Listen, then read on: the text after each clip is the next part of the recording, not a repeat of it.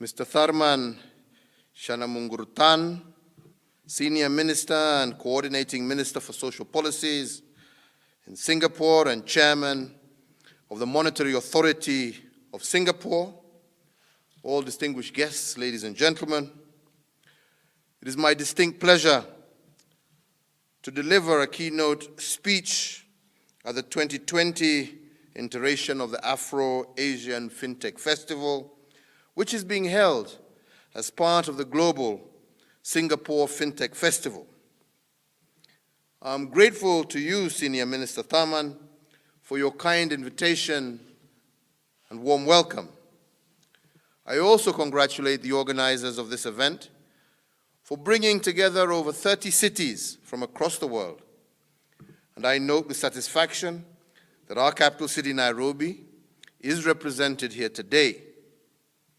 This indeed is a great honor for our country, and we look forward to sharing experiences and learning from each other, especially in terms of this year's theme, people and talent.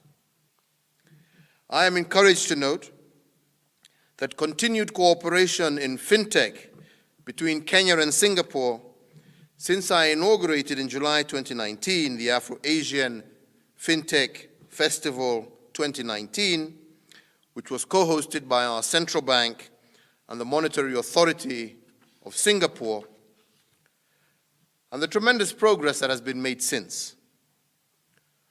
The social and economic bonds of friendship and cooperation that tie Africa and Asia are more relevant today than ever before.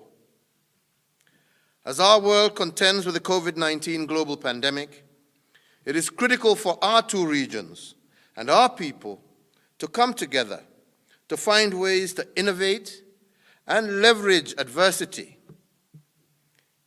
into opportunity within the context of a changed world. That approach must be people-centric and tailored towards maximizing the gains available from fintech and the digital economy. Ladies and gentlemen, Kenya recorded its first COVID-19 case on the 13th of March this year. My administration took immediate steps to safeguard the health and well-being of our people. And for the first time in our history, we introduced a nationwide curfew, restricted movements into and out of particular counties in our country, closed our international borders, and introduced restrictions on social gatherings. While these measures had demonstrable positive benefits, they inevitably had adverse impact on lives and livelihoods. But it has not been all doom and gloom. In the face of adversity, Kenya leveraged on the digital advantages that we had built over the decades to reduce the risk of COVID-19 transmission. Though physical notes and coins, we introduced emergency measures in March to encourage the use of mobile money. Specifically, our central bank, in consultation with commercial banks and payment service providers, waived charges on the low-value transactions of below $10, and all transfers between bank accounts and mobile money wallets. And further, mobile money wallet limits were increased from a previous $1,500 to $3,000. These measures have played a critical role during the pandemic in facilitating official and personal transfers to vulnerable households.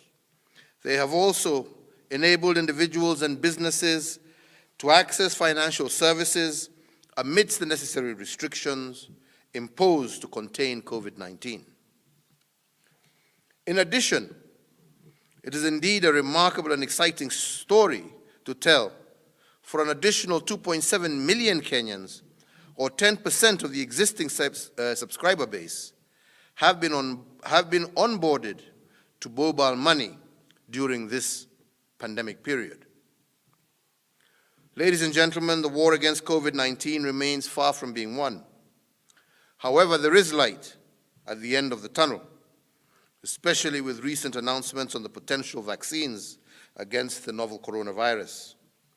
And as we begin to build back our economies and our societies, technology, innovation, and the financial sector will be at the center of our bounce-back strategies. As we build back the lives and livelihoods of our citizens, three pillars will be critical in this journey. First, we shall place people at the center of the digital economy. The vision of Kenya's Digital Economy Blueprint, launched in March of 2019, is a digitally empowered citizenry living in a digitally enabled society. We aspire for Kenya, where all and every citizen, every enterprise and organization has digital access and the capacity to participate and thrive in the digital economy. And towards this end, my government has, working in partnership with the private sector, developed bespoke platforms and applications that innovatively deliver services in a consistent and convenient manner. Second, as we digitize, we must be careful not to leave any of our people behind. While digitization has been a lifesaver both before and during this pandemic, it has also exacerbated the digital divide among a vast population who lacks access to digital platforms and those who do. Over 700 million people globally lack broadband connectivity, while over 1 billion lack the formal identification documents necessary for safe and secure digital transactions. To ensure our people are not left behind, my government has supported a multifaceted program to expand connectivity in Kenya. We have also introduced the National Integrated Identity Management System, which seeks to create and manage a central master population database, which will be a single source of truth on a person's identity. Third, while connecting citizens to the digital economy, we must remain seized of the attendant risks, and particularly with regard to data privacy and cybersecurity. As we connect more citizens to the digital rails, we must remain cognizant of the fact that many of them are not techno-savvy and can easily fall victim to loss or misuse of their data and personal information, or are vulnerable to online fraud. In this regard, Kenya enacted the Data Protection Act of 2019 to protect personal data and ensure that it is used only for legitimate purposes. To oversee the implementation of the Act, Parliament in November of this year approved the appointment of Kenya's first Data Protection Commissioner. On the cybersecurity front, we are in the process of operationalizing the Computer Misuse and Cybercrimes Act 2018. The Act provides a framework to proactively detect and deter cybercrimes and misuse of computer systems through a framework that includes international cooperation in recognition of the increasingly transnational nature of cybercrime. Ladies and gentlemen, Kenya's financial transformation journey has seen access to financial services triple in 13 years, from 26% of the adult population in 2006 to 83% of our population in 2019. The mobile money phenomena that gave rise to this transformation was initially largely driven by Kenyans in urban areas transferring money to their relatives in rural areas. Over time, these needs have morphed to include savings, credit, insurance, pensions, and even capital market products. Users have also expanded with many Kenyan citizens in the diaspora utilizing mobile money as a means of cheaply and conveniently remitting money back home. As government, we introduced Emakiba, the mobile phone-centric bond, to finance government in 2017. For as little as $30, Kenyans can participate in government securities and contribute to the financing of critical social services such as health, security, and education.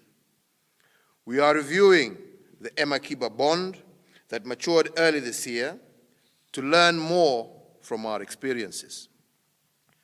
Going forward, instruments such as Emakiba will be critical in placing people at the center of the financial system and to participate in the funding of services that are critical to the lives of our people and the livelihoods of our communities.